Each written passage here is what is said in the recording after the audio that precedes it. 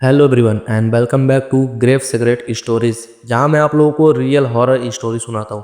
सो अगर आप लोग को भी अपना स्टोरी मुझे सबमिट करना है तो मैंने डिस्क्रिप्शन में एक जीमेल आईडी दिया है। आप ये फॉर्मेट यूज करके आप अपना स्टोरी मुझे सबमिट कर सकते हैं। सो आज का स्टोरी है हमारा the lake of death. Kolkata का खूबसूरत शहर जो रविंदर सरोवर लेक के नाम से माना जाता है। ये दिन में जितना ही खूबसूरत है, रात में उतना ही खतरनाक। लोग कहते हैं रात में कभी पानी में से चीखने की आवाज़ आती है तो कभी रोने की। पर आज का कहानी हमारा किसी सुसाइड केस पे नहीं है, बल्कि एक ऐसे इंसान पे है जो आत्महत्या नहीं करना चाहता था, लेकिन लेक ने खुद बुला लिया। तो चलिए कहानी को शुरू से जानते हैं। कहते हैं मौत का भी एक रास्ता होता है, और कुछ रास्ते ऐसे होते हैं जहाँ लोग मरने नहीं जाते, लेकिन लौटते भी नहीं।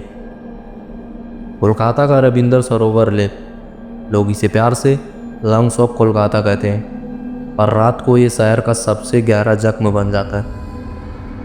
और आज मैं तुम्हें वो कहानी सुनाने आया हूँ जो सुनकर कई लोगों ने रात भर नींद नहीं ली।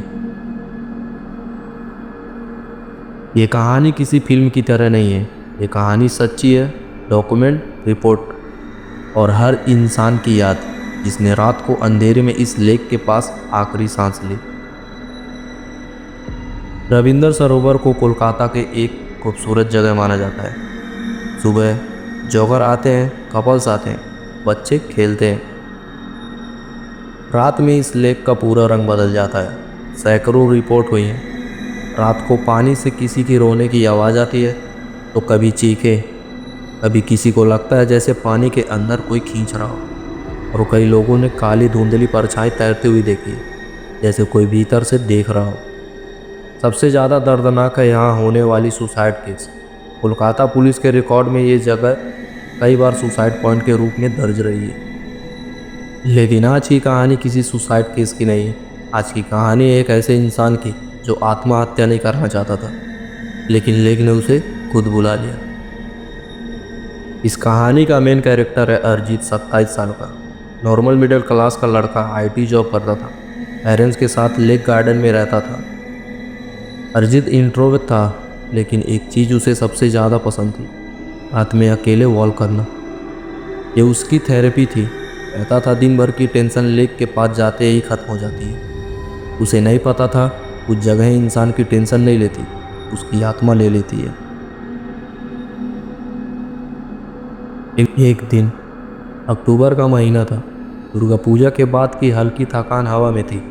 अरिजीत रात के करीब 10:30 बजे सरोवर लेक गया। लेक के पास हल्का सा धुंध थी। स्ट्रीट लैम्प का येलो लाइट पानी पर परछाई बना रहा था। अरिजीत ने एक लंबी सांस ली और वॉलवे पर चलना शुरू किया। और तभी उसे पहली बार कुछ अजीब लगा, किसी की रोने की आवाज़। पहले वो हल्की थी और जैसे कोई दूर कहीं बैठा हो, लेकिन धीरे धीरे बढ़ती गई। एक औरत की धीमी सिसकियाँ।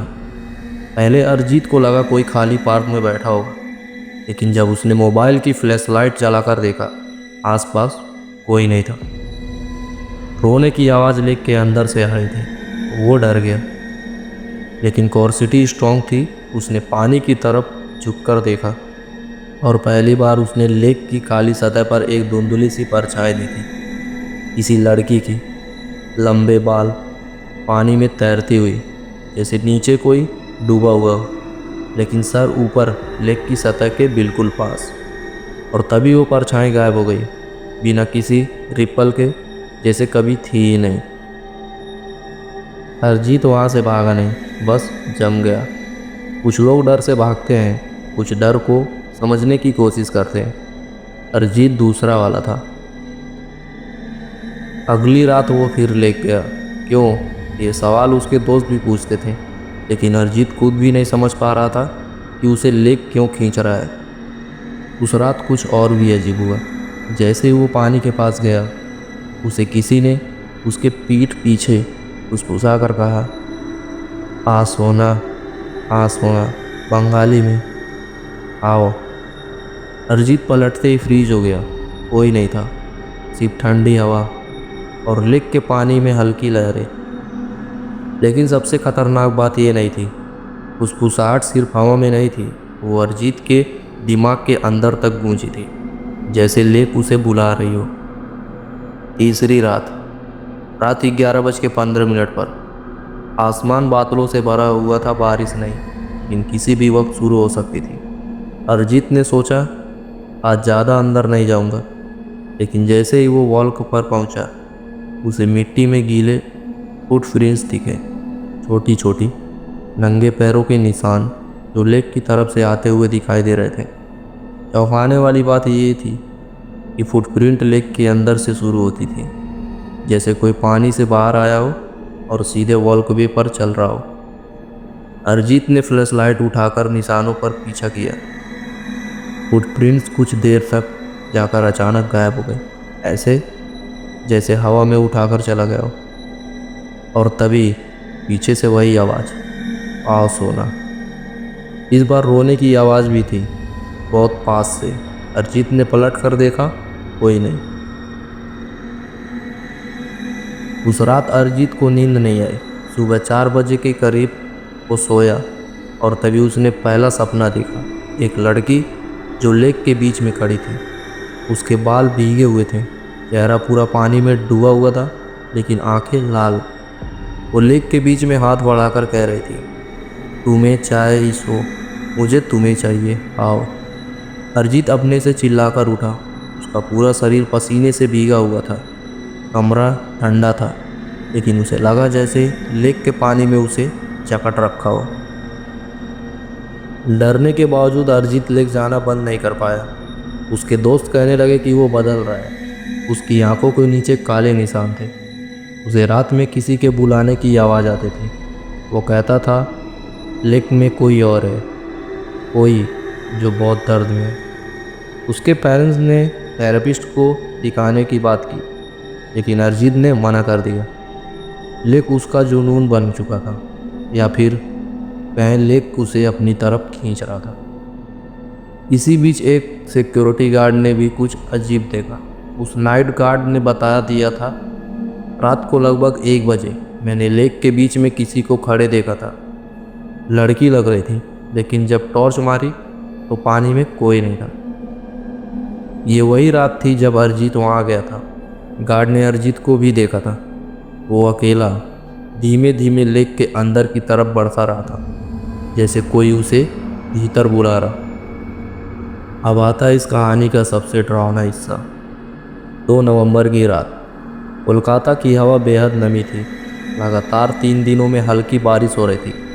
अरिजीत रात 12 बजे घर से निकला। उसके परिवार ने बताया कि टहलने जा रहा है, लेकिन उसके चेहरे पर एक अजीब शांति थी, जैसे वो पहले से जानता हो किसी आज क्या होने वाला है।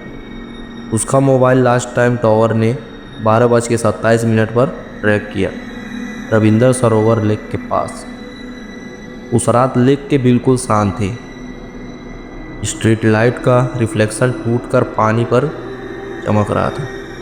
अरिजीत वॉलवे पर तक आया और वहाँ उसने उसी फुटप्रिंट को देखा, लेकिन इस बार फुटप्रिंट उसे लेक की तरफ नहीं ले जा रहे थे। इस बार फुटप्रिंट उसकी तरफ आते हुए दिख रहे थे, जैसे कोई सीधे उसकी तरफ चलकर आया हो और उसके सामने खड़ा हो गया हो। अरिजीत की ब्रीथिंग तेज हो गई।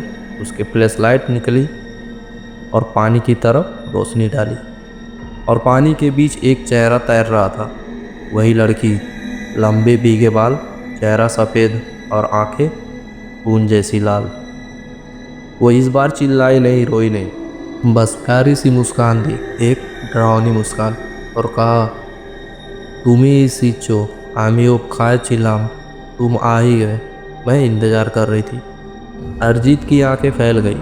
वो पीछे हटना चाहता था, लेकिन उसके पैरों ने साथ छोड़ दिया। पानी की लहरें बढ़ने लगी, जैसे लेक का पानी उसकी तरफ रेंग रहा हो, और फिर एक बेहद ठंडी हवा का झोंका, इतना ठंडा कि अरिजीत की सांस रुक गई। उसे किसी ने पीछे से पकड़ लिया, घुटनों को कसकर। वो चिल्लाया, लेकिन आवाज़ लेक के बीच में डूब गई। उसे घसीटा जा रहा था, सीधे लेक की तरफ, जैसे किसी अदृश्य हाथ ने उसे पकड़ रखा हो। अरिजीत ने आखिरी बार हवा में हाथ उठाया, जैसे किसी को हेल्प के लिए पुकार रहा हो, और पानी ने उसे निगल लिया। अरिजीत का शरीर 3 दिन बाद मिला, लेक के अंदर एक ऐसी जगह जहाँ इतनी गहराई नहीं थी कि कोई डूब सके। पोस्टमार्टम की रिपोर्ट में साफ लिखा था, no struggle marks, no suicide pattern, death by drawing under no circumstances. उसके कमरे में सिर्फ एक डायरी मिली जिसमें आखिरी लाइन थी, वो मुझे बुला रही है। उसके बाद 5 मौत और हुई और हर बार गवाहों ने एक ही बात कही, हमने लेक में एक लड़की को खड़े देखा था। कई लोग कहते हैं वो सुसाइड विक्टिम की आत्मा है, कुछ कहते हैं लेक में बहुत पुराने ज़माने में एक लड़की मरी थी जिसकी मौत एक्सीडेंटल नहीं थी। जो भी हो, आज तक लोग रात को लेक के पास जाने से डरते हैं और जो जाते हैं उन्हें कभी कभी वही आवाज़ सुनाई देती है, आ सोना। सो गाइस, ये था हमारा द लेक ऑफ डेथ का स्टोरीज। कहते हो जो जितना ही खूबसूरत रहता है ना, वो उतना ही खतरनाक। तो अगर आपको वीडियो पसंद आया तो चैनल को सब्सक्राइब करके वीडियो को लाइक करना ना भूलें और आप अपना स्टोरी मुझे सबमिट करना ना भूलें। Take care.